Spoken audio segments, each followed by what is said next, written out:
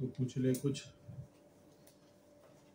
Last Sunday को हम चर्चा कर रहे थे, किस विषय था हमारा, भक्त के लक्षण। तो हम कैसे समझे कि हम भक्ति के मार्ग पर चल रहे हैं, भक्ति मार्ग पर हम हैं, तो हमारे में कौन से लक्षण का प्रदर्शन होना चाहिए, क्या लक्षण हमारे में होने चाहिए। तो हमने चर्चा की थी, अलग अलग लॉजिक समझे थे कि अगर कोई हॉस्पिटल में जाता है तो उसका लक्षण क्या है, उसमें क्या, उस व्यक्ति में लक्षण क्या होने चाहिए, वो बीमार होना चाहिए, इसके लिए वो हॉस्पिटल में जा रहा है। अगर एक कोई स्टूडेंट है वो कॉलेज जा रहा है तो उसमें शिक्षण प्राप्त करने की, वो शिक्षा लेने की, उसमें एक लक्षण होना चाहिए। वैसे हम मंदिर में आ रहे हैं, ये इंस्टीट्यूट में आ रहे हैं, जिसको हमने एक रुग्णालय के साथ कंपेयर किया था, अगर आपको याद है आप लोग को, लास्ट संडे कौन कौन आया था। तो ये एक मंदिर है, इंस्टीट्यूट है, और उसको हमने एक रुग्णालय, हमने एक हॉस्पिटल के साथ कंपेयर किया था, याद है। क्यों याद है, कैसे याद है, क्या है, हमने हॉस्पिटल को क्या कनेक्ट किया था, क्योंकि हम यहाँ बीमार है और हमारी बीमारी क्या है। आप बीमार है प्रभु जी, मनोज प्रभु जी, आप बीमार है? नहीं है। अंजना माता जी, आप बीमार है? नहीं है। करण प्रभु जी, आप बीमार है? क्या है बीमारी, बीमारी क्या है? बोला था मैंने, एक भगवान को हम भूल गए हैं, भूलने की बीमारी। अगर किसी से पैसा लेना हो वो नहीं भूलते हम, लेकिन हम भगवान को भूल गए हैं, सबसे बड़ी बीमारी है हमारी। हम भगवान के अंश है, वो सबसे बड़ी बीमारी है। और हमारे शिक्षक कौन है यहाँ पे, सबसे बड़े शिक्षक कौन है, कौन? श्रील प्रभुपाद हमारे सबसे बड़े शिक्षक। हॉस्पिटल के डीन है, डीन पता है ना, कौन होता है डीन? प्रिंसिपल।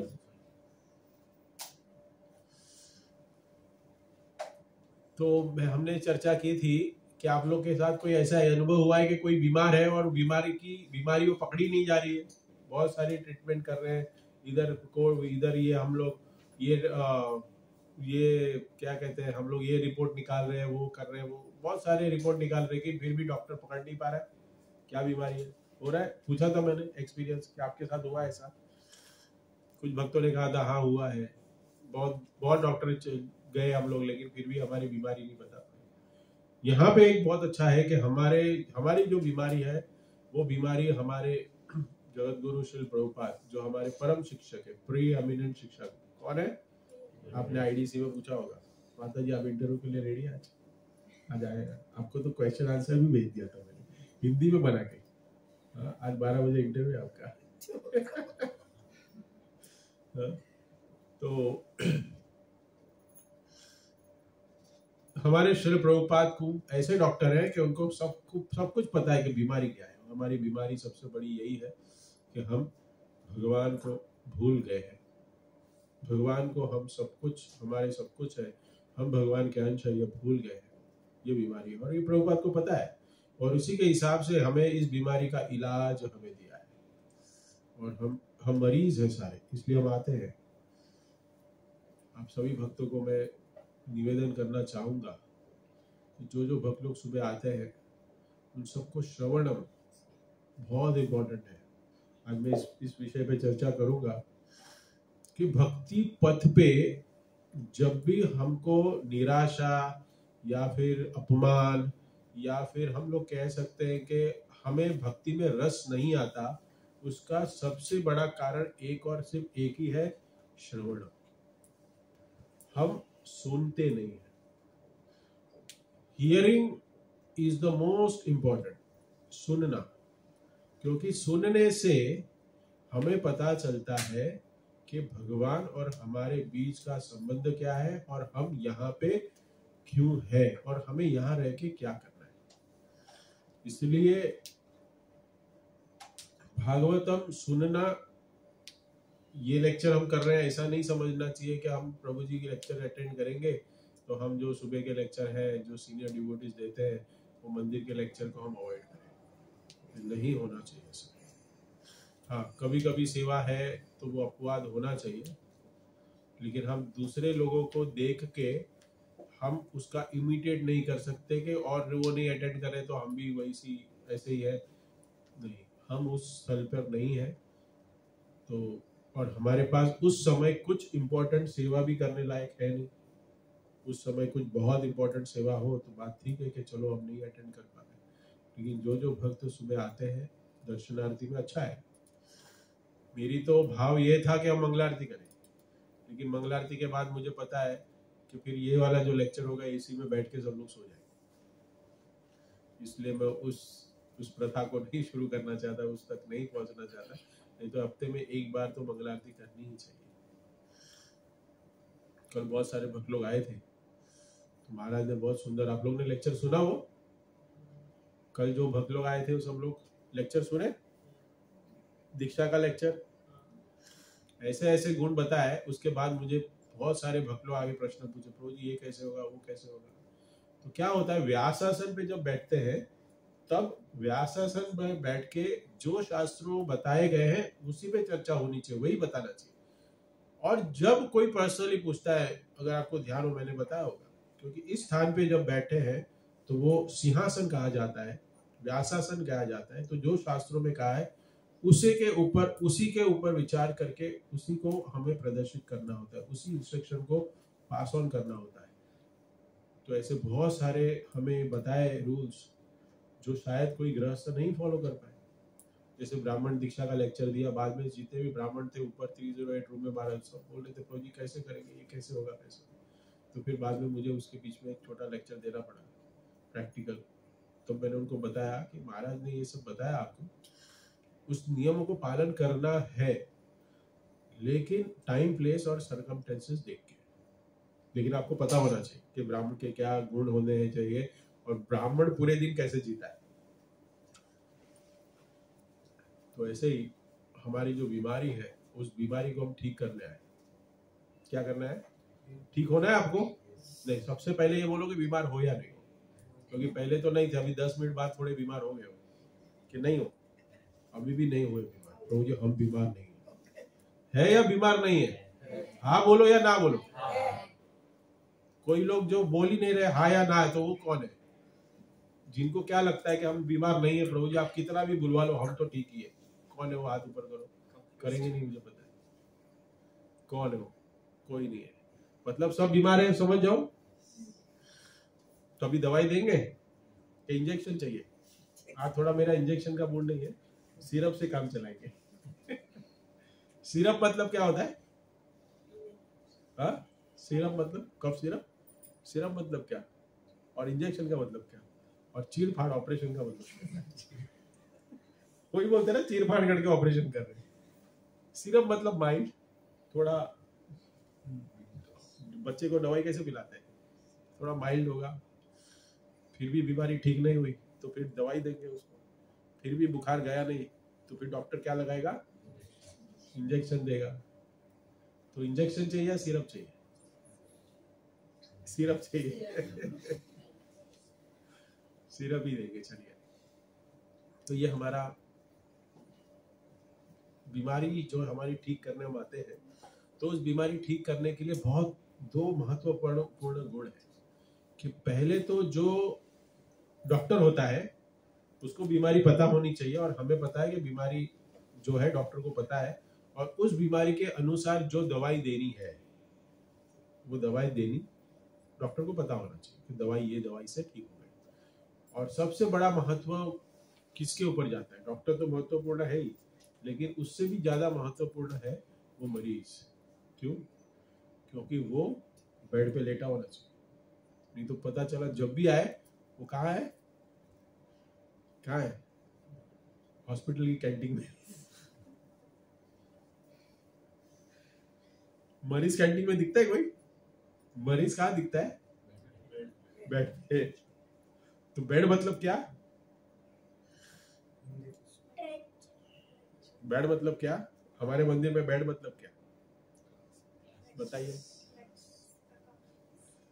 मंदिर मंदिर जिस जगह पे भागवतम क्लास हो रहा है वो हमारा बेड है। हम लेकिन बेड में सोते हैं तो सलाइन चालू होता है, वैसे मत करना कि मेरी सलाइन चालू है और प्रभु जी बेड पे तो सोते हैं हम लोग, मरीज सोया रहता है, दवाई जारी रहती है। ऐसा मत करिएगा। ये परम पूज्य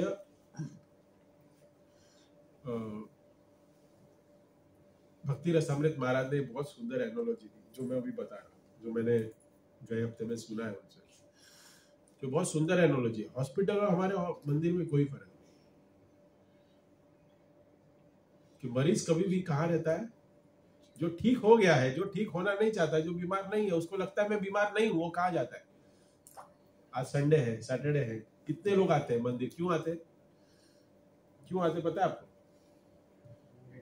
हाँ, कोई नहीं आता बीमार ठीक होने, किसको पता ही नहीं मैं बीमार है। आप में से कितने लोगों को पता था बीमार है?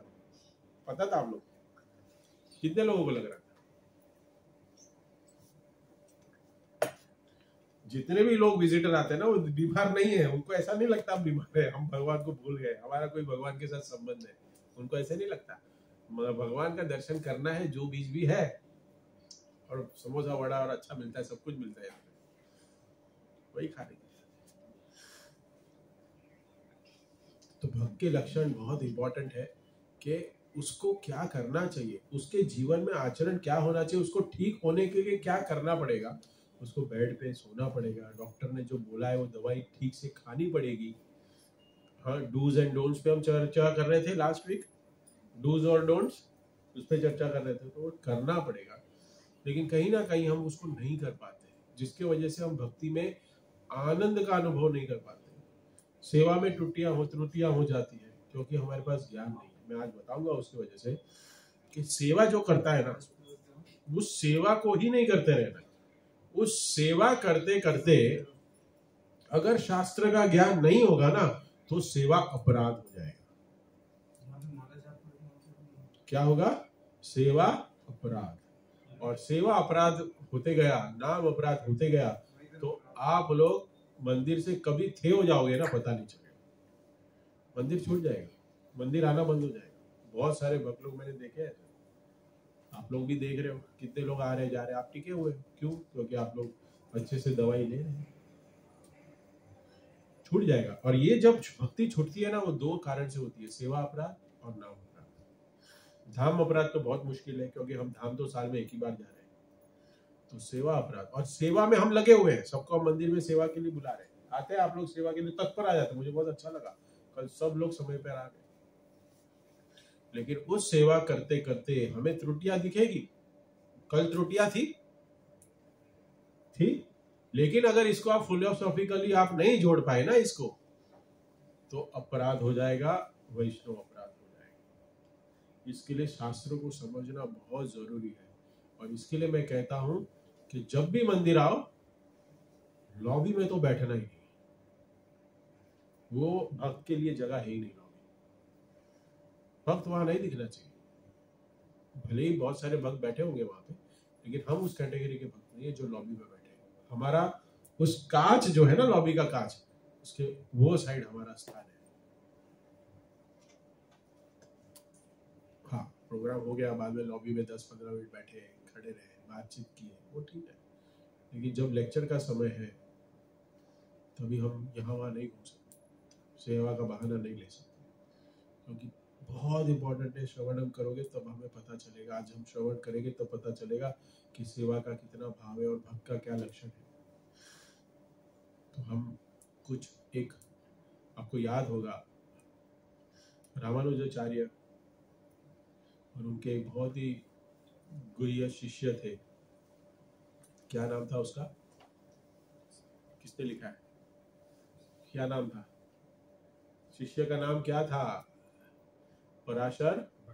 हाँ, पराशर भट्ट। पराशर भट्ट का एक शिष्य था, वो उनके पास आके क्या प्रश्न पूछता है?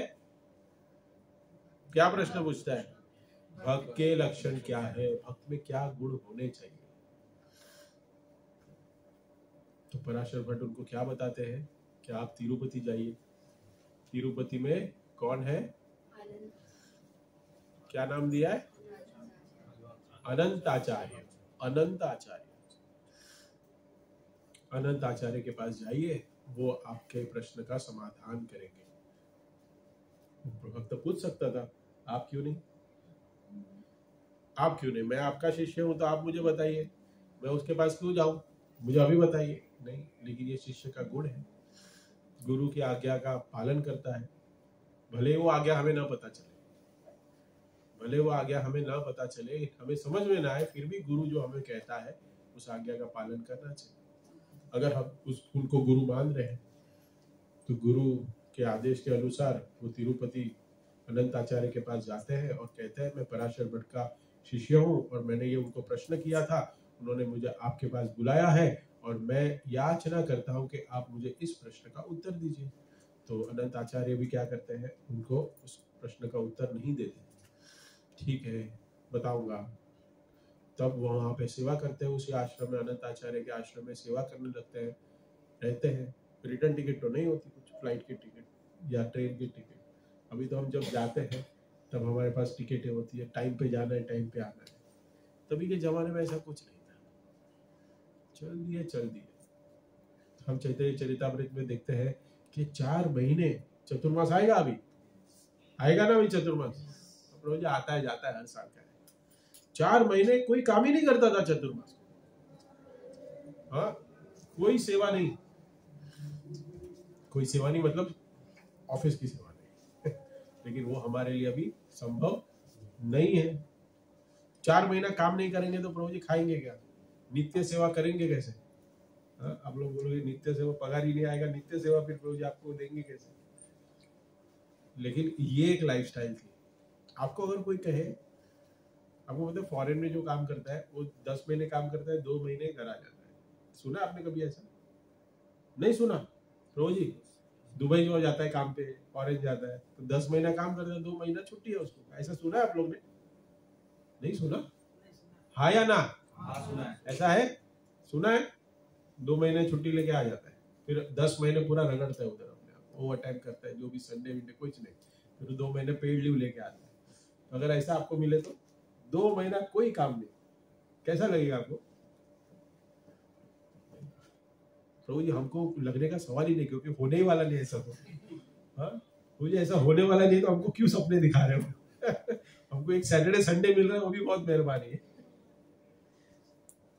4 महीने कोई काम नहीं करते थे, सब लोग चैतन्य महाप्रभु के साथ परिक्रमा और जगन्नाथपुरी चले जाते थे चातुर्मास में। लेकिन वो हमारे लिए संभव नहीं है, क्योंकि हमने क्या किया है, हमने ऐसी लाइफस्टाइल को अपना लिया है जिनको हम छोड़ नहीं सकते। तो अनंत आचार्य वहीं रह गए, अनंत आचार्य के आश्रम में रह के सेवा करने लगे, और सेवा करते करते करते करते एक बार क्या हुआ, फेस्टिवल का समय आया। तो फेस्टिवल आता है तो क्या होता है, बहुत सारी डेकोरेशन होता है, फ्लावर सेवा होती है, अभिषेक की सेवा होगी, क्राउड कंट्रोल की सेवा होगी, और अंत में क्या होगा, प्रसादम सेवा होगी। और प्रसादम सेवा करते करते जब अनंत आचार्य स्वयं प्रसाद की पंक्ति में बैठे हुए भक्त को प्रसाद बांट रहे थे, तब उन्होंने क्या देखा, ये भक्त बैठा है। और मैंने आपको याद है, मैंने बोला था कि अगर आप बैठे हो प्रसाद में और मैं बोल दूं आपको उठो क्या कर रहे हो, तो आपको कैसा लगेगा? कैसा लगेगा? अच्छा लगेगा, बुरा लगेगा? हाँ, बुरा लगेगा। बुरा लगेगा। तो अच्छा है मुझे बोल दिया कि मैं नहीं उठा सकता आपको वार्न कर दिया आपने मुझे अनंत आचार्य ने उनको उठाया, आप बैठे हो, उठो, मेरे साथ सेवा करो। हालांकि आप लोग सब प्रसाद, कल सेवा करिए, आपने सेवा की ना? गौरांग प्रभु एक बार बता रहे थे कि सेवा करने में उत्साह कब होता है, खास करके प्रसाद सेवा करने में। गौरांग प्रभु एक बार लेक्चर बता रहे थे, यंग है वो, बता रहे हैं कि लाइन कम होती है और प्रसाद बाल्टी में भरा हुआ रहता है। लाइन कम हो रही है और प्रसाद बाल्टी में भरा हुआ है, और हमें पता चले कि नीचे भी बाल्टी पड़ी हुई है, तो प्रसाद देने का उत्साह और बढ़ता है। क्यों? क्योंकि मेरे लिए प्रसाद है।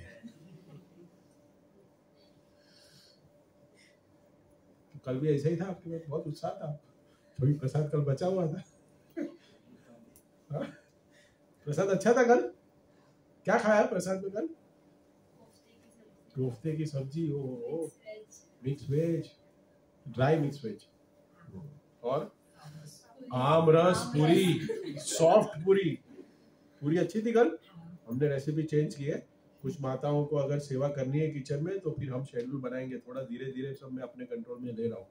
तो कल पूरी का थोड़ा रेसिपी चेंज किया था, तो अच्छा फीडबैक मिला। अभी उसकी रेसिपी के अंदर क्या इंग्रेडिएंट था वो नहीं पूछना, लेकिन अच्छी लगी ना आपको नॉर्मल से?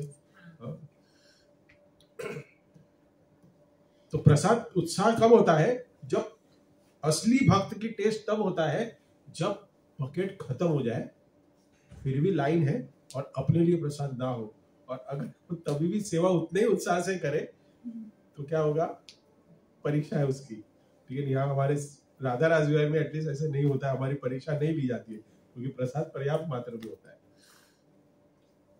कन्नड़ किसको आता है यहाँ पे? मुझे भी नहीं आता है, लेकिन कन्नड़ को ही नहीं है ना यहाँ पे, इसको आता नहीं। मेरी तुम्हें आता है? नहीं आता है। साकू बेकू पता है? आपको भी नहीं आता है कन्नड़? साकू बेकू और बेड़ा। अभी मेरे को क्यों पता है? क्योंकि मेरा थोड़ा रिश्ता है कन्नड़ के साथ। मेरी माता जी, मेरी आपकी माता जी, मेरी पत्नी वो कन्नड़ है। तो साकू बेकू और बेड़ा, तो क्या है मालूम है? साकू मतलब आई एम सेटिस्फाइड, बस। बेकू मतलब चाहिए, और बेड़ा मतलब नहीं चाहिए। तो क्या हो गया? प्रसाद की बात आई इसके लिए। तो जब भी प्रसाद पे एक लाइन में बैठे थे, और जब कन्नड़ के उधर जाओगे ना, अभी भी बिठा के खाने की थोड़ी प्रथा है, थोड़ा बुफे कम हो गया है, थोड़े हम बॉम्बे वाले मॉडर्न हो गए, गांव में ऐसा है। तो भक्त जो भी वो पिरोसने वाला जो है ना, वो इतना फास्ट जाता है, साकू बेकू साकू बेकू साकू बेकू ऐसा करके निकलते जाता है। हाँ। तो मैं बैठा था, नया नया जवाई, तो साकू बेकू कुछ पता नहीं कि साकू बेकू है क्या। तो बाजू में बैठा साला बैठा था, तो बोला ये साकू बेकू करते तो जरा, लेकिन साकू बेकू दे नहीं रहा है। तो मुझे बोलते हैं साकू मतलब बस। आप बोलते हैं बस बस, थैंक यू गुरु, बस ऐसा करते हैं ना, हाथ रख के थाली के ऊपर, बस। और बेकू मतलब चाहिए, दो। तो मैं बोला लेकिन वो खड़ा ही नहीं रह रहा है, साकू बेकू करके भाग जा रहा है। कोई बेकू बोलेगा तो कब बोलेगा बेकू? वो इतनी उसकी स्पीड है। तो ऐसे ही वो तभी याद आ गया मुझे प्रसाद के साथ, साकू बेकू। फिर बाद में अभी मैं कभी मेरे ससुराल जाता हूँ तो बेड़ा बस नहीं चाहिए, उतना आ जाता है। धनंजय को तो और थोड़ा आता है आगे। लेकिन यही है कि सेवा करते वक्त ये अपराध नहीं होना चाहिए, तो इसी के लिए हम बता रहे हैं आपको। और जब ये भक्त को उठाया अनंत आचार्य ने कि आप मेरे साथ सेवा करो, और वो सेवा कर रहे थे, और अंत में क्या हुआ कि अंत में अनंत आचार्य, बहुत सारे सेवा वाले भक्त, आप लोग ने भी कल देखा था, माता जी लोग सब एक साथ बैठ के प्रसाद खाए, सब खत्म होने के बाद। अच्छा है, तो वैसे ही बैठ के खा रहे थे। तब अनंत आचार्य को याद आया कि ये आया क्यों यहाँ पे। बोलते कुछ प्रश्न लेके आया ये। तो बोलता तुम्हारा क्या प्रश्न था? तो बोलता मेरा, आचार्य कहता है, आचार्य जी मेरा प्रश्न था कि भक्त के क्या लक्षण होने चाहिए, भक्त के क्या लक्षण है? तो बोलता हाँ लक्षण तो बताते हैं उनको आंसर। क्या बताते हैं? भक्त एक सारस पक्षी जैसा होता है। क्या है? सारस पक्षी। एक सारस पक्षी जैसा होता है, दूसरा क्या, एक मुर्गी जैसे होता है, तीसरा एक नमक के जैसा होता है, और चौथा आपके जैसा, तुम्हारे जैसा है। तो ये कुछ प्रश्न का उसको आंसर कुछ समझ नहीं आया। सारस पक्षी, तो सारस पक्षी एक क्रेन के टाइप ही है, जो व्हाइट कलर का होता है। आप देख सकते हैं, मैं फिर कल लास्ट टाइम जो आप लोग कमेंट किया था उसके ऊपर फिर मैंने देखा, तो उसको सारस पक्षी कहते हैं। सारस क्रेन भी नाम है, एक ब्रीड है वो। तो हम सारस पक्षी, तो ये गया किसके पास?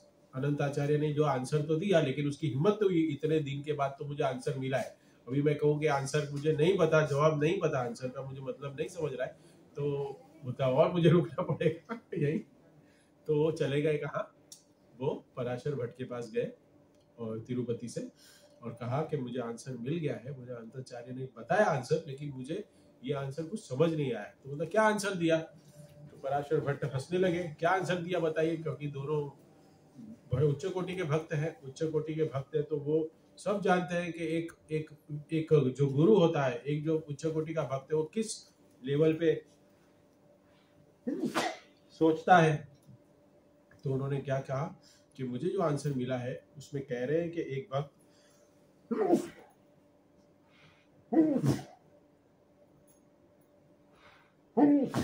सॉरी सारस पक्षी जैसा होता है, मुर्गी जैसे होता है, नमक जैसे होता है, और मेरे जैसा है। तो हम जो चर्चा कर रहे थे, सारस पक्षी जो पानी में खड़ा होता है, वो एक पैर लिप पे खड़ा होता है, और एक पैर पे जब खड़ा होता है तब तो उसका क्या है कि एक पैर मतलब वो जो मछलियां चल रही है उसको क्या लगे कि ये कौन है, दो पैर होंगे तो पता चल जाएगा कि कोई पक्षी है। एक पैर का मतलब क्या है कि कोई कमल की डंडी है। और जब वो खड़ा होता है तो बहुत सारी छोटी मछलियां उसके आसपास घूमती है, लेकिन उसके ऊपर कोई नजर नहीं होती। लेकिन जब उसको वो देखता है कि कोई बड़ी मछली आई है तो तुरंत उसको खा जाता है। ये पराशर भट्ट बता रहे हैं, और ये बता रहे हैं कि भक्त का और मछली का क्या संबंध है। भक्त मछली तो खाता भी नहीं है, क्योंकि वो उनके गुरु थे, इसलिए वो इन डिटेल प्रश्न का उत्तर जानना चाहते थे, इसलिए कहा कि ये कैसे हो सकता है, सारस पक्षी मतलब क्या। तो वैसे ही जैसे हम चर्चा कर रहे थे कि हमारे जीवन में भी बहुत सारी छोटी छोटी इंद्रिय तृप्ति के लिए बहुत सारी हमारे पास अपॉर्चुनिटीज है। ऐसे बहुत सारे अभक्तों का हम संग कर रहे हैं, ऑफिस में जा रहे हैं, हम ट्रेन में जा रहे हैं, और बहुत सारे लोगों के साथ हमारा संबंध बनता है, लेकिन जो भक्त होता है, इस सारे हमारा जो एसोसिएशन होता है ऐसे लोगों से, उस एसोसिएशन में वो रमता नहीं है, उसमें कोई रुचि नहीं होती। लेकिन जैसे उसको कोई भक्ति की अपॉर्चुनिटी दिखती है, भक्ति करने की कोई भी अपॉर्चुनिटी मिलती है, तो उसको बहुत ही स्ट्रांगली उसको ग्रैब कर लेता है, जैसे बड़ी मछली। तो एक सबसे बड़ा लक्षण भक्त का वही है कि वो इस भौतिक संसार में जी तो रहा है, उसको उठा के रख दो। इस भौतिक संसार में जी तो रहा है वो, और इस भौतिक संसार में जी के हमारे पास ऐसे बहुत सारे अवसर है जिसमें हमें मटेरियलिस्टिक लोगों से, भौतिकवादी लोगों से एसोसिएशन करना पड़ता है, नहीं तो चलेगा नहीं। लेकिन उस एसोसिएशन करते हुए हमें उसमें रमना नहीं। एक सुंदर उदाहरण है, प्रभुपाद अपने लेक्चर में बताते हैं। आपने मगरमच्छ और बंदर की कहानी सुनी है? प्रभुपाद बताते, सुनिए, लिखा था एक भक्त का ये लक्षण है। क्या है? बंदर पेड़ में बैठा है और मगरमच्छ जो है वो अपने तालाब में है, और वो सोच रहा है कि मुझे बंदर को खाना है। ठीक है, तो बंदर को क्या बोलेगा, क्या करेंगे? बंदर को क्या बोलता है वो? बंदर को कहता है कि आप क्या करो, आपको मैं तालाब का सैर करूं। और ये क्या सोच रहा है कि आज तो संडे फीस्ट खाना है मुझे, मैं भी खाऊंगा और मेरी पत्नी को भी खिलाऊंगा। तो इसको ऑफर करता है कि आप आओ मेरे पीठ पे बैठो और मैं आपको पूरी सैर करूं। बंदर बेचारा वो मगरमच्छ की पीठ पे कूद जाता है, और मगरमच्छ उसको तालाब में बराबर सेंटर में लेके जाके डुबाने की कोशिश करता है। तो मगरमच्छ हंसता है, हा हा हा, मैं तुम्हें खा जाऊंगा, मैं आज तुम्हारा फीस्ट बनाऊंगा, मैं तुम्हारा हृदय को खाना चाहता हूँ। किसको खाना चाहता हूँ? सुना है कथा, हृदय को खाना चाहता हूँ। तो बंदर भी चतुर था, थोड़ा मूर्ख तो था, लेकिन थोड़ी बहुत तो प्रेजेंस ऑफ माइंड जब अपने पे बनती है तभी थोड़ी दिमाग हमें शुरू कर देना चाहिए हमारा। तो बंदर भी सोचता है क्या करूं क्या करूं। तो कहता है मगरमच्छ को, क्या अरे आपको पहले मुझे बताना चाहिए था कि आप मेरा हृदय को खाना चाहते हैं, तो मैं उसको लेके आता, हृदय को लेके आता। तो कहाँ रखा है हृदय? बोलता मैंने पेड़ पे रखा है। तो मगरमच्छ भी पागल, मूर्ख, वो बोलता है ठीक है तुम लाए नहीं तुम्हारा हृदय, ठीक है मैं तुम्हारे हृदय का है पेड़ पे, चलो मैं वापस लेके जाता हूँ। और जैसे वो किनारे पे आता है, बंदर बहुत जोर से उड़ी मारता है और फिर उसको ऐसे चिढ़ाता है। ऐसे किया कभी आप लोग? देखो कर रहे हैं बच्चे लोग। बचपन में किया आप लोगों ने ऐसे कभी किसी को चिढ़ाया क्या? किया है कभी ऐसा? आजकल के मॉडर्न जो बच्चे हैं ना, उनको ये सब पता ही नहीं। तुमने किया है? चिढ़ा है ऐसा? जैसे मैं भूल गया, ऐसे ऐसे चिढ़ाते ना, ऐसे चिढ़ाते हैं। अभी भी चिढ़ा रहे तू ऐसा? अच्छा है। मगर बोलता है ये क्या साइन है? तो मैं तुम्हें चिढ़ा रहा हूँ। तो क्यों? बोलता मैंने तुम्हें उल्लू बनाया, मेरा हृदय तो मेरे पास ही है, मैं बच गया। अभी मगरमच्छ तो ऊपर चढ़ नहीं पाएगा। तो प्रभुपाद इस उदाहरण में बताते हैं कि हम भौतिकवादी मटेरियलिस्टिक पीपल के साथ एसोसिएशन करते हैं, लेकिन उनको अपना हृदय मत दे दो। हृदय नहीं देना मतलब क्या कि उन लोग भौतिक संसार में आनंद ढूंढने की कोशिश कर रहे हैं। भौतिकवादी है तो उनको क्या पता है कि संसार उनके आनंद के लिए बना हुआ है। और ऐसे लोगों के साथ जब हम एसोसिएशन करते हैं तो हमें क्या करना चाहिए? हमें उनसे दूरी बनाई रखनी चाहिए। हमें उनको हृदय नहीं देना चाहिए, मतलब कि हम भी उस कार्य में आनंद का अनुभव ना करें। एसोसिएशन लो, लेकिन उनको हृदय मत दो। मतलब क्या कि वो जो क्रिया करके आनंद का अनुभव ले रहे हैं। चलो फ्राइडे नाइट है तो क्या करते हैं? फ्राइडे नाइट है तो क्या करते हैं? अरे आप लोग कुछ करते नहीं हो, बोलो क्या करते हैं फ्राइडे नाइट को? शाम को कुछ नहीं, घर पे जाते हैं। ऑफिस होता है फ्राइडे नाइट को, फ्राइडे नाइट को क्या करो? इतने भल बोले मत बनो जी। कुछ नहीं करते क्या? भाई से डरते हो? क्या करते हैं फ्राइडे नाइट को? कोई आईटी वाला नहीं है क्या? पार्टी करते हैं। हाँ बोलो बराबर, पार्टी करते हैं। और क्या करते हैं? Friday night full time movie जाएंगे, ऑफिस से सीधा मूवी जाएंगे, फिर पार्टी करेंगे, रात को 12 बजे आएंगे, सुबह उठना है नहीं, 4 बजे सब निकल रहा है। देखो धीरे धीरे एक्सपीरियंस निकल रहा है।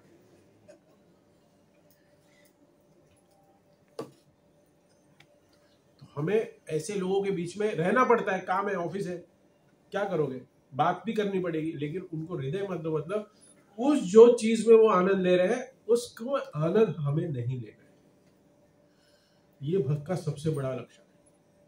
वो जाएगा, एसोसिएशन करेगा, लेकिन वो जो काम कर रहा है उसमें जो आनंद की अनुभूति ले रहा है, भक्त को उसमें कोई आनंद का अनुभव नहीं होगा।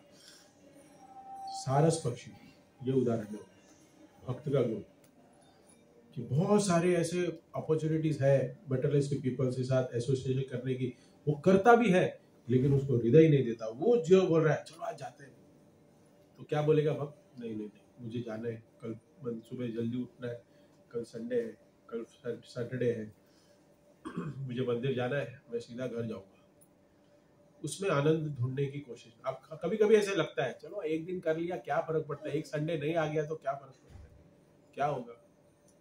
प्रभु जी ने भी ऐसे कुछ ज्यादा तो स्ट्रिक्टली रखा नहीं, लेकिन नहीं, धीरे धीरे धीरे धीरे हम मटेरियल वर्ल्ड में इतना, क्योंकि माया बहुत स्ट्रॉन्ग है और माया बहुत आनंद देती है, और कब हम फंस जाएंगे ना हमें नहीं पता। इसलिए सारस पक्षी की तरह we have to wait for the perfect time and grab the opportunity, grab the association of Vaishnav. ये सबसे बड़ा गुण है। और पारक और वापस क्या है?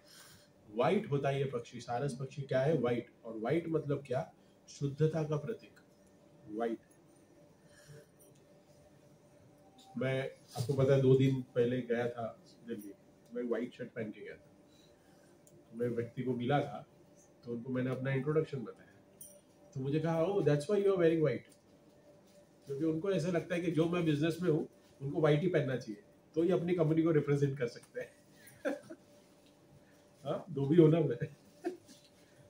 तो उतना भी लॉजिक था। बोला हाँ इसे हो सकता है, मैंने तो नहीं सोचा था, लेकिन बोल रहे। तो व्हाइट मतलब शुद्धता का प्रतीक, शुद्ध। तो वैष्णव भी क्या होता है, इसलिए मंदिर में भी हमें कहा गया है, थोड़े यंग भक्त हैं उनको चलेगा, लेकिन कुछ सालों बाद थोड़ा वैराग्य आना चाहिए, व्हाइट कपड़े पहन लेने चाहिए। अभी आपका समय नहीं है, आपके समय में भी मैं पहन रहा था टी शर्ट, आप लोग पहनो, लेकिन थोड़े टाइम के बाद उसके बाद सिर्फ व्हाइट पहनना चाहिए, व्हाइट कपड़े, क्योंकि वो शुद्धता का प्रतीक है और वो सात्विक होता है।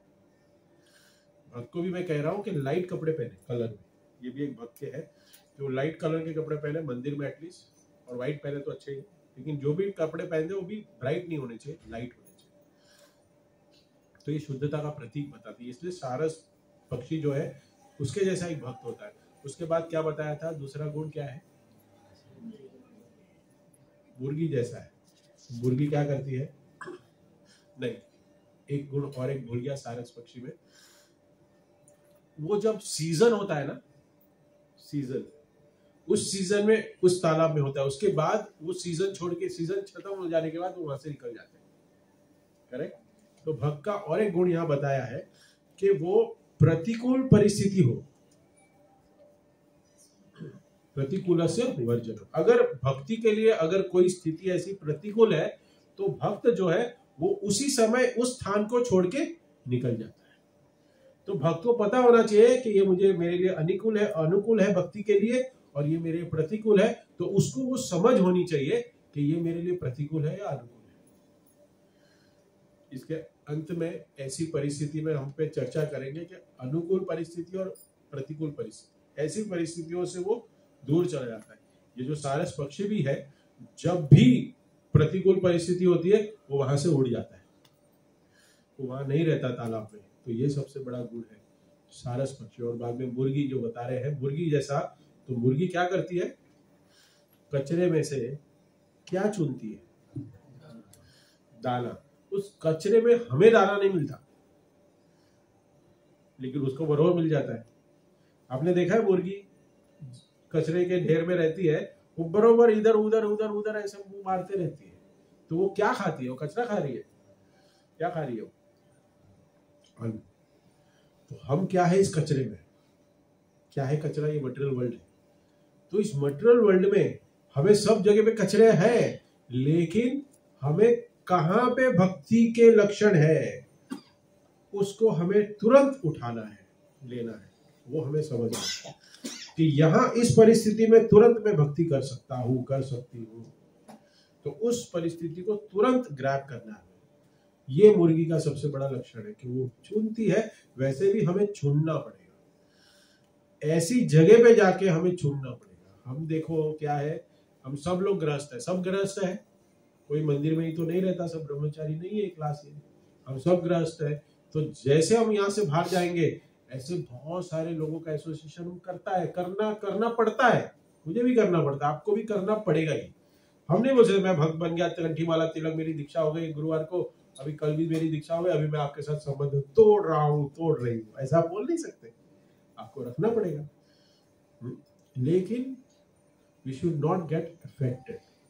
जैसे सारस पक्षी ने अपना हृदय नहीं दिया, एक्सटर्नली काम करना है, एक्सटर्नली, लेकिन अंदर से हमें पता है कि ये माया है, ये मुझे फंसाने वाली है, लेकिन ये मेरा कर्तव्य है, इस व्यक्ति के साथ मेरा संबंध जुड़ा हुआ है, इस शरीर का संबंध जुड़ा हुआ है, इसके लिए मैं इस शरीर को उसकी सेवा में लगाऊंगी। लेकिन मेरा हृदय किसकी सेवा में है, भगवान।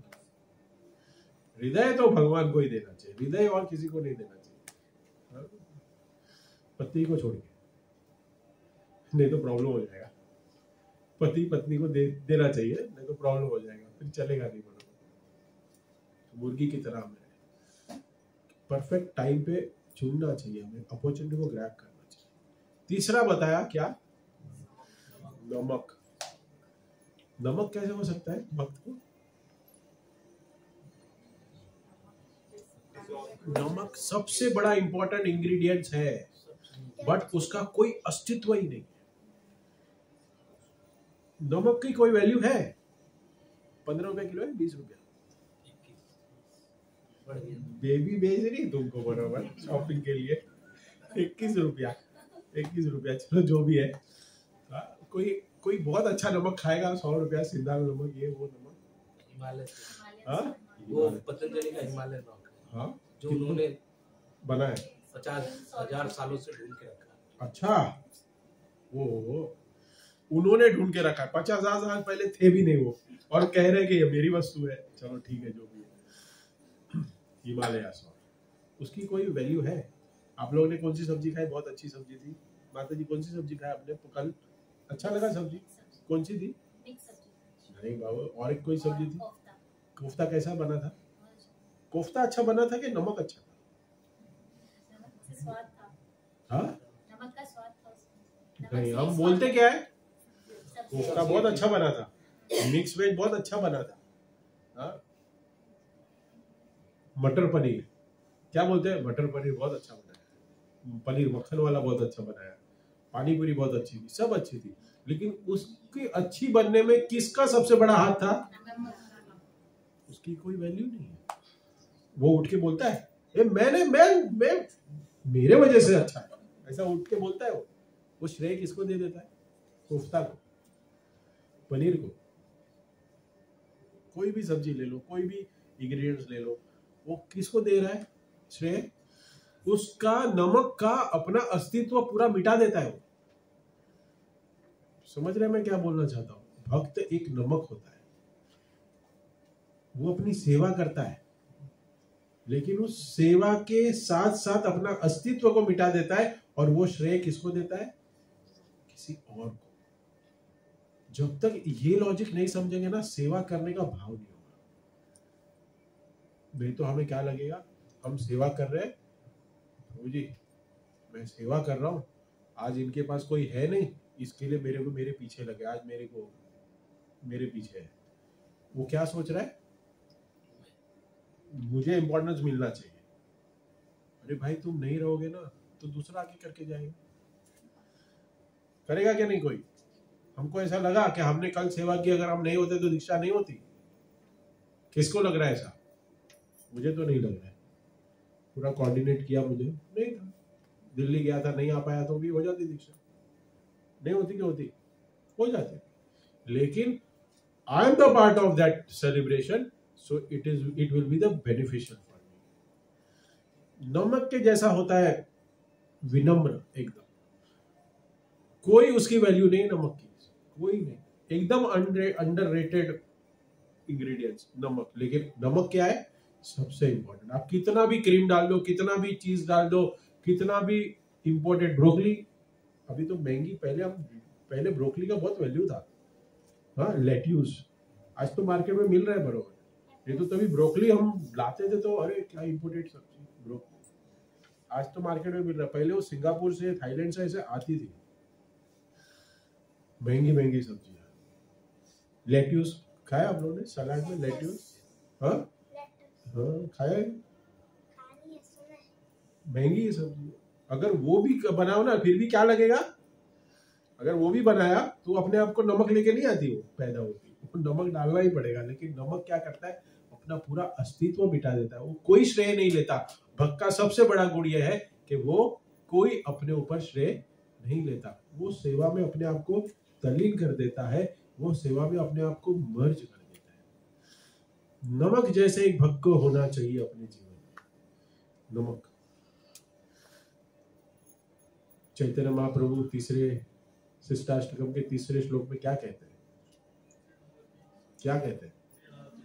तृणादपि सुनीचेन तरोरपि सहिष्णुना अमानिन मानदेन कीर्तनीय सदा।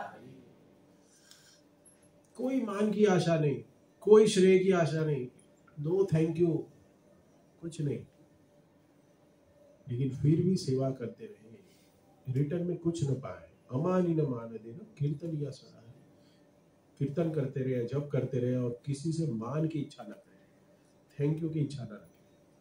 नमक जैसे रहे, मोस्ट इंपॉर्टेंट।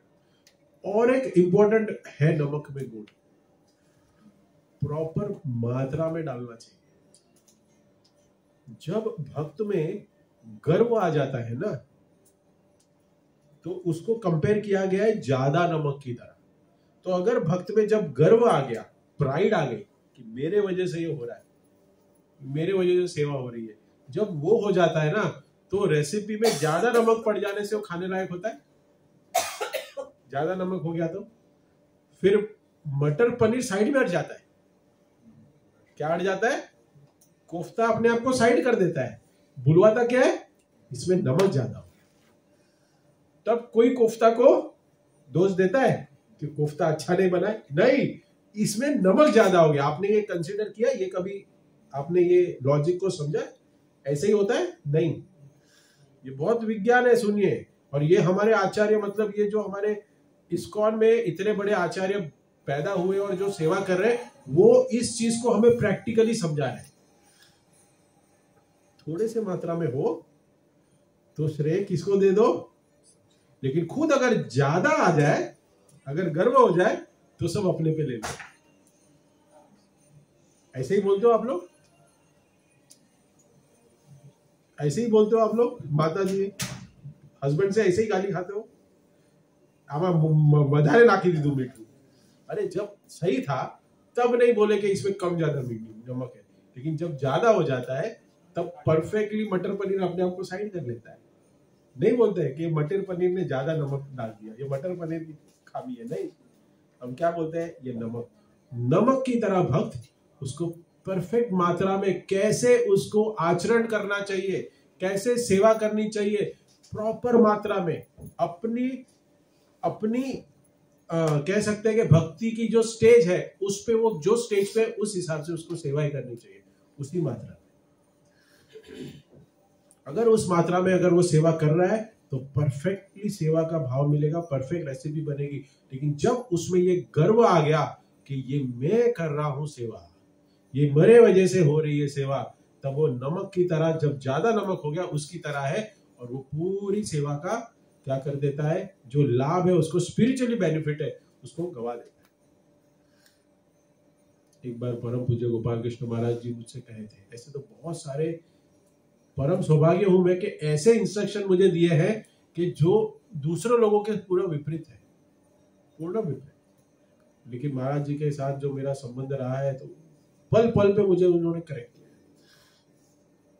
सैड कि अगर मैं एग्जाम्पल दे रहा हूं आपको, तभी तो मुझे कुछ अलग बताया, लेकिन आप लोग को समझने के लिए बता रहा हूं कि अगर मैंने ब्राह्मण दीक्षा ली और मैं वहां पे राजभोग का भोग लगा रहा हूं और फिर मैं आरती करता हूं 12:30 बजे, और जब आरती समाप्त हो जाए और फिर मैं ऐसे समझता हूं कि मुझे जो राजभोग का थाली है उसका महाप्रसाद है वो मुझे मिले, सिर्फ सोचने से मिले, आपने जो आरती करने की सेवा है ना वो मटेरियली होगी आपकी, वो स्पिरिचुअली आपको बेनिफिट नहीं मिलेगा। Can you understand this? हमको अभी तक क्या बताया गया कि वो थाली पे मेरा हक है, ये मेरी सेवा का फल है। हमको क्या बताया गया, ये सेवा का फल है, अरे आपने सेवा की खाओ, लेकिन अगर आपको किसी ने दिया तो you should accept it, but if you consider that that is my, क्या, ये मेरा हक है, मैंने आरती की है, मुझे राजभोग की प्लेट मिलनी चाहिए, नहीं चाहिए।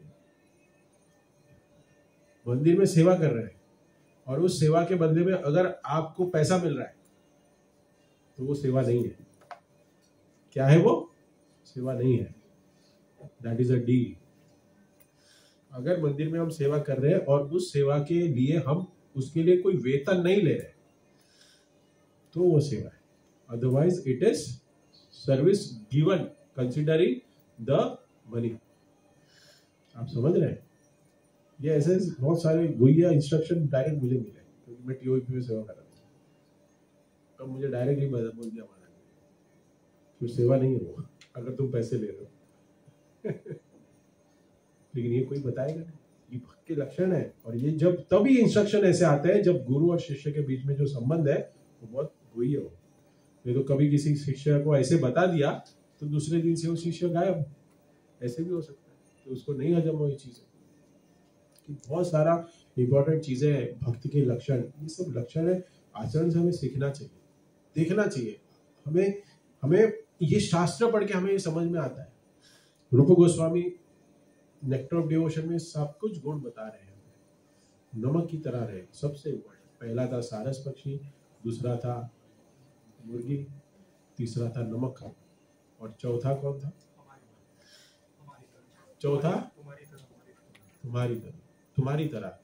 तो कैसा है कि वो सबसे पहले भक्त का सबसे पहले लक्षण ये है। देखो ये सबसे कंट्रोवर्शियल, इसको मैं धनंजय को बोलूंगा इसको डिलीट मार दे, यहां तक ही लेक्चर है,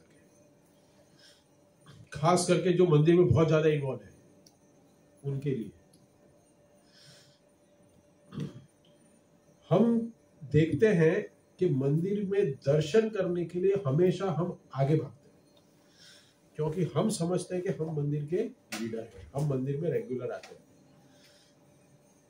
तो हमें क्या लगता है कि हमें मुझे मान मिले और हमको पहली कॉलम जो रस्सी बांधते हैं ना उसके आगे जाने मिले,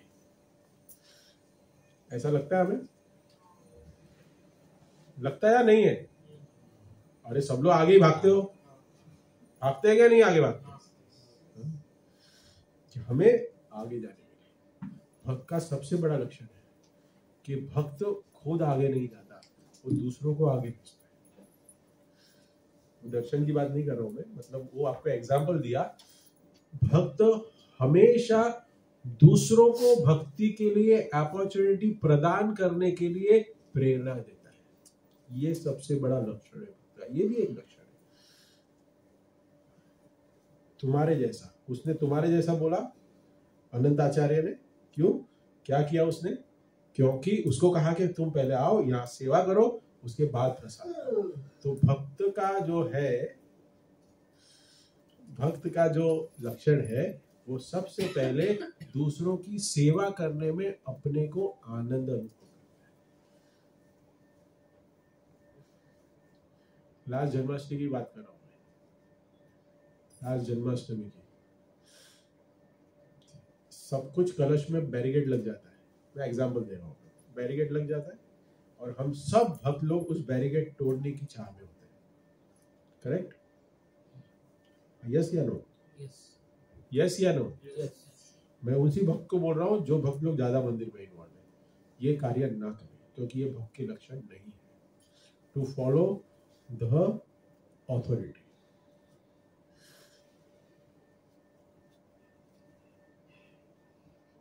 बहुत प्रभु जी, बहुत आज तो क्या हो गया, आज मेरे एकदम आगे जाके दर्शन, बस मैं आगे चला गया और दर्शन आगे से मिल गया, ऐसे बोला है कभी किसी को आपने? बोला है? ये भक्त का लक्षण है, ये भक्त का लक्षण। आगे जाके खड़े रहना, इसका मतलब ये नहीं कि पीछे पीछे और बाद में वो लॉबी में बैठ जाए। प्रभु जी आपने बोला था एकदम पीछे रहना, तो हम लॉबी में है, आईने के पीछे, क्लास के पीछे नहीं। आगे आगे जाना नहीं कि मैं आगे जाके खड़ा रहूं। सबको पहले दर्शन के लिए अपॉर्चुनिटी देना। देखो कभी भी आपको दर्शन ना मिले और आप अगर किसी को दर्शन दिला दे, आप अपने को पीछे रखे, अरे ठीक है प्रभु जी इसको दर्शन दे, आगे ना, उसमें आनंद कितना है। चैतन्य महाप्रभु की एक लीला आपको पता होगी, चैतन्य महाप्रभु की लीला पता है क्या है? कौन चढ़ी थी? एक ओल्ड लेडी स्तंभ के पास, हाँ, और उसके ऊपर चढ़ी। किसके ऊपर? महाप्रभु भगवान श्री कृष्ण के ऊपर। और महाप्रभु उसको दर्शन दिलाने के लिए क्या दे रहे? अपना कंधा। और हम भक्तों को क्या बोल रहे? जा पीछे, तुम जूनियर हो, मैं आगे हूं, मैं सीनियर हूं। और शायद कोई सीनियर आपको हाथ पकड़ के आगे लेके जाए, आपको बचना है उनसे। शायद मैं भी हो सकता हूं, बचना है उनसे। लक्षण है हमेशा दूसरों को अपॉर्चुनिटी देना चाहिए। ये तो मैं बहुत बार मैनेजमेंट को भी कह चुका हूँ, जो लीडर्स है, कि क्या होता है जब अभिषेक शुरू होता है, कोई फेस्टिवल होता है ना, तो हम जनरल पब्लिक को पीछे कर देते हैं और हम हमेशा आगे रहते हैं।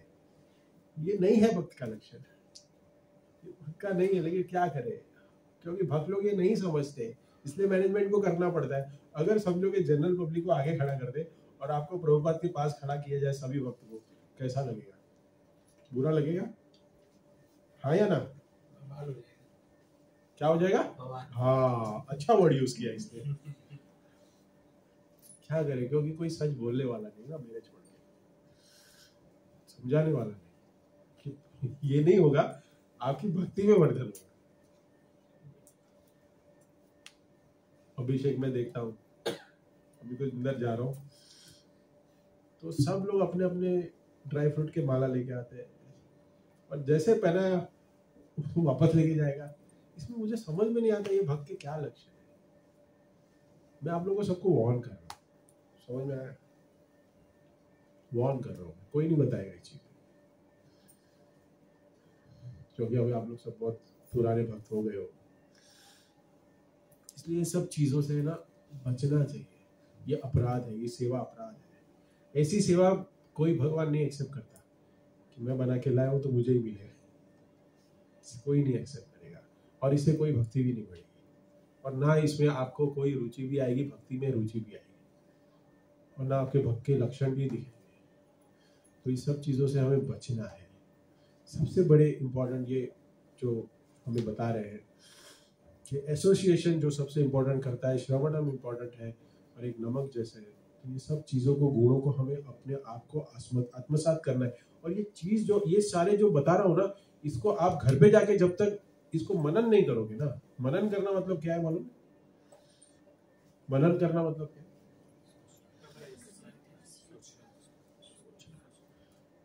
आज के बाद आप घर जाओगे तो इस लेक्चर में आपने जो भी सुना उसको सुन के मनन करिए कि इसमें मेरे लिए क्या एप्लीकेबल है, और मैं कहाँ गलत हूँ, और मैं इसको कैसे सुधार सकता हूँ।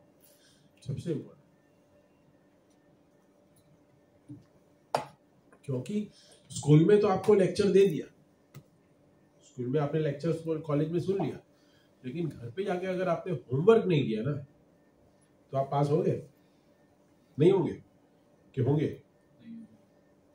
नहीं होंगे। ऐसे भी कोई स्टूडेंट है जो हो जाते हैं? नहीं होते। पढ़ना ही पड़ता है घर पे जाके ना। तो अब सबको घर पे जाके पढ़ना ही पड़ेगा, मनन करना ही पड़ेगा। तो इसके लिए मैं कह रहा हूँ hearing most important, reading is most important. और जब तक ये हियरिंग और रीडिंग नहीं करेंगे ना, तब तक ये नमक का भाव नहीं आएगा। और जब तक नमक नहीं बनोगे ना भक्त, तब तक कोई भी रुचि नहीं उत्पन्न होगी हरि नाम में। और ये नमक बनना बहुत प्रॉब्लमेटिक है। विनम्र बनना, ये नम्र क्या है? विनम्र है, अपनी कोई अस्तित्व नहीं रखता है, डिसॉल्व कर देता है। श्रेय किसको दे रहा है? दूसरों को दे रहा है श्रेय। भक्त का सबसे इंपॉर्टेंट, एक लीडरशिप में भी सिखाया जाता है, अगर कोई गलतियां होती है तो गलती किसकी है? लीडर अपने ऊपर लेता है। और जब श्रेय होता है तो क्या करता है? टीम को दे देता है। ये भक्त का लक्षण है, टीम को देना, अपने नीचे वालों को देना, अपना कोई अस्तित्व नहीं। और ये गुण की अभाव आप मंदिर में बहुत सारे भक्त में देख सकते हो। और उस अभाव को देखते हुए आपको भी लगता है कि ये भाव सही है और मैं सही हूं, वो सही है तो मैं भी सही हूं। खास करके समझ में आया? नहीं समझ में आया? आपको लग सकता है, लेकिन मेरा काम था आप लोगों को बताना, क्योंकि ये गुण बहुत सारे सीनियर और लीडर्स में भी नहीं है, लेकिन आप में, क्योंकि हम यहाँ क्यों हैं? मंदिर क्यों आ रहे हैं हम लोग? मंदिर क्यों आ रहे हैं? बीमार है तो ठीक होना है। और ठीक हो गए तो क्या हो गया? क्या होगा? ठीक होगा तो क्या हो जाएगा? आप कहाँ जाओगे? ठीक होके हॉस्पिटल से घर पे क्या जाते हो? घर पे जाते हो ना, अपने घर जाते हो क्या होटल जाते हो? पहले तो घर पे जाते हो। तो घर पे जाओगे मतलब कहाँ जाओगे? भगवत धाम, बैक टू गॉडेड। तो जाना है ना आपको। तो ठीक होने के लिए प्रॉपर दवाइयां लेनी पड़ेगी, प्रॉपर डॉक्टर के पास जाना पड़ेगा, प्रॉपर सोना पड़ेगा, इंस्ट्रक्शन को सुनना पड़ेगा। ये बहुत महत्वपूर्ण है। भक्ति रसामृत महाराज ये लेक्चर में इतना सुंदर तरीके से बता रहे हैं, उतना तो मैं शायद नहीं बता पाया आपको, क्योंकि वो शुद्ध भक्त है, सन्यासी है, तो शायद उनके जो वाक्य है आपको और अच्छे से समझ में आए। लेकिन मैं भी थोड़ा बहुत उसको प्रेजेंट करने की कोशिश कर रहा हूँ। आई होप आप लोग को समझ में आ रहा है इस चीज को। जो भक्त लोग ज्यादा मंदिर में सेवा में इन्वॉल्व है उसके लिए खास ये गुण को बहुत ध्यान में रखना चाहिए। ऐसे बहुत सारे गुण हैं जो हम चर्चा कर रहे थे। कितने गुण है? हमने लास्ट वीक चर्चा की, कितने गुण है? 26। उसमें से 5 कौन से हैं जो इम्पोर्टेंट है? 5 साधु संग और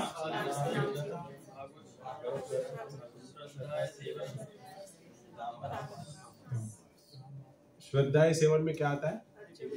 अर्च विग्रह के अपने घर में जिसकी भी सेवा है, फोटो भी है, फोटो भी है, उसको भी अगरबत्ती दिया जलाना चाहिए। पंचरात्रि की विधि से ना भी करो, लेकिन फिर भी एटलीस्ट मंगलारती करे, गुरु पूजा करे, कीर्तन करना चाहिए। और धामवास बताया मैंने, वो क्या है, लास्ट टाइम भी बताया था। धामवास मतलब हर महीने धाम में जाओ, करेक्ट? नहीं, घर को ही धाम, क्योंकि भगवान जहाँ विराजमान है, जहाँ जिस घर में भागवत श्रवण होता है, भागवत पठन होता है, हरि नाम का कीर्तन होता है, वहाँ स्वयं भगवान रहते हैं। और जहाँ भगवान रहते हैं वो क्या है? धाम है। तो हमारा घर क्या है? धाम। और हमारे धाम को कैसे रखना है हमें? साफ सुथरा, क्योंकि भगवान रह रहे हैं उसमें, हम नहीं रह रहे। कौन रह रहा है? भगवान। और हमारे परिवार वाले भगवान के भक्त हैं, तो भगवान के भक्त रह रहे हैं, तो भगवान के भक्त का घर भी साफ सुथरा होना चाहिए। Radha Rani likes three things. कौन बोलेगा पहला? पंक्चुअलिटी, क्लीनलीनेस, और सबसे इंपॉर्टेंट, ये भूल गए आप लोग, वाह, सबसे इंपॉर्टेंट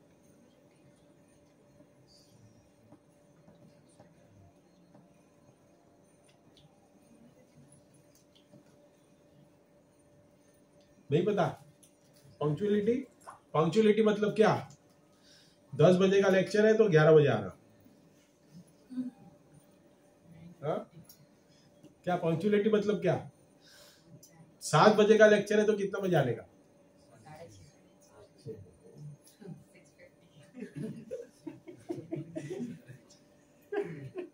6:30 बजे आने का। Very good. कितने बजे आने का? 10 बजे का लेक्चर है तो कितने बजे आने का? हाँ, पंक्चुअली मतलब ये जो स्पीकर है उसके पहले एटलीस्ट आ जाने का, उसको पंक्चुअलिटी बोलते हैं। 10 बजे का टाइम दिया है तो 10 बजे आ जाए, punctuality. Radha Rani likes punctuality. Punctuality की वजह से आज इस्कॉन के सारे मंदिरों में देखो 7:16 नहीं होते।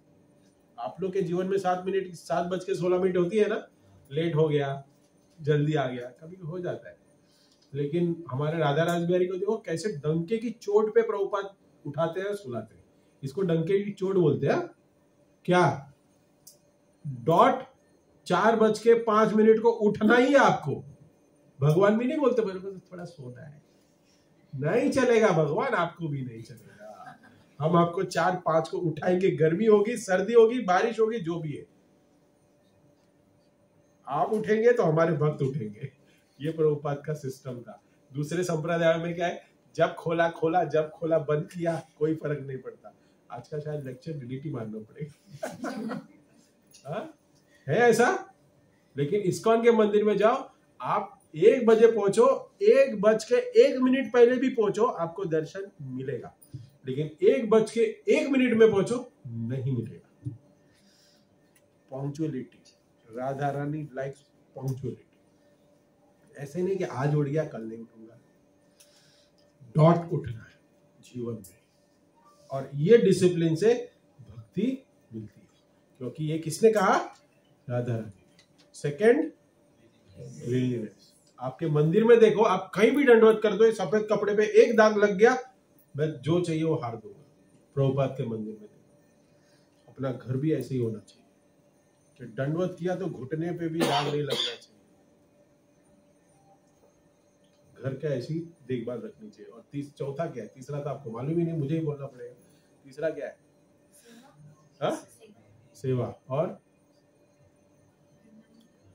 क्या होता है, कुछ कुछ चीजें है ना, रात को जब उसको नींद में भी पूछ लो ना, तो उसको याद रहना चाहिए। ऐसी हमको ट्रेनिंग मिली है, कभी नहीं भूल पाते हम। सिंपलिसिटी, याद आ गया? इसको रट लो, एक चाहे तो जप कर लो, इसको कर लो, लेकिन 16 माला में कंसिडर नहीं होगा। जप कर लो, Radha Rani simplicity, punctuality, cleanliness और सिंपलिसिटी, एक जप कर लो, उसमें याद आ जाएगा। देखो आप लोग शिष्टाष्टकम जानते हो? क्यों जानते हो तुम लोग? क्योंकि डेली रिसाइट किया। जो डेली मॉर्निंग प्रोग्राम में आता है उसको रात को भी उठा लो, बोल देगा पूरा शिष्टाष्टकम, नरसिम्हा आरती गा लेगा, नाम अपराध पढ़ लेगा, सब कर लेगा। वैसे ही ये 3 चीज। सिंपलिसिटी क्या है वो बताओ? सिंपलिसिटी क्या है? सिंप्लिसिटी का अर्थ क्या है? ओहो, जितना हिंदी और इंग्लिश में फर्क है उतना सिंप्लिसिटी। सिंप्लिसिटी मतलब सिंप्लिसिटी मतलब क्या? सिंपल लाइफ जीना। You should be so convenient और यू शुड बी मतलब मैं इतना ट्रांसपेरेंट होना चाहिए कि कोई भी मुझे जज कर सके। That is called simplicity. Simple रहना, शायद उसमें पहनावा भी हो सकता है, आचरण भी हो सकता है, बट कोई नहीं बताए। सिंप्लिसिटी का अगर ऑपोजिट कहे तो दूसरा होगा, लेकिन और एक दूसरा वर्ड है डुप्लीसिटी।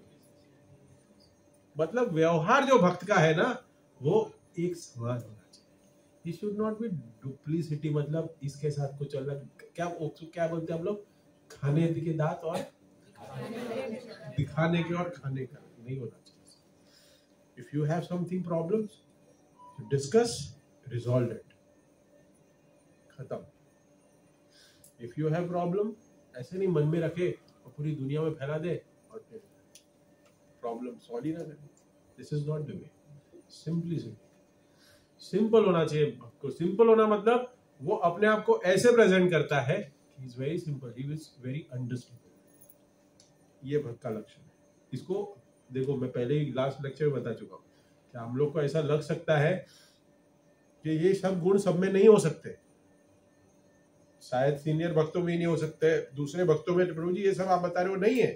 ठीक है, क्यों नहीं होगा? क्योंकि सब लोग यहाँ क्या करने आ रहे हैं? सब मरीज है, यहाँ ठीक होने ही आए ना। सब लोग हॉस्पिटल में जाए और कहे अरे वो भी बीमार, वो भी बीमार, वो भी बीमार, सब बीमारी। अरे हॉस्पिटल में तो सब बीमारी है ना, सब बीमारी को ठीक करने ही आए ना, तो सब आपको बीमारी दिखेंगे। सब में कोई ना कोई आपको इनमें से कुछ ना कुछ टूटियां दिखेगी। तो हमें ये समझना नहीं है, अरे हंसना नहीं, अरे देखो देखो क्या है ये, नहीं, वो भी बीमार है, वो ठीक होने आया है, मैं भी ठीक होने आया हूँ, तो उसकी बीमारी थोड़ी कम हो गई है लेकिन मेरी बीमारी थोड़ी और गहन है, मुझे और डोज की जरूरत है। ये बहुत जरूरी है, प्रैक्टिकल समझना।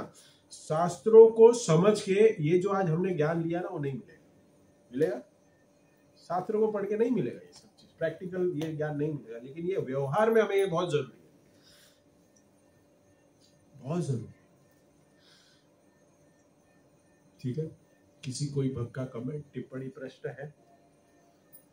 आजकल मेरे संडे को इंटरव्यूज बहुत है, आज भी 25-30 इंटरव्यू है, तो इसके लिए जाना पड़ेगा। बोलिए प्रभु जी।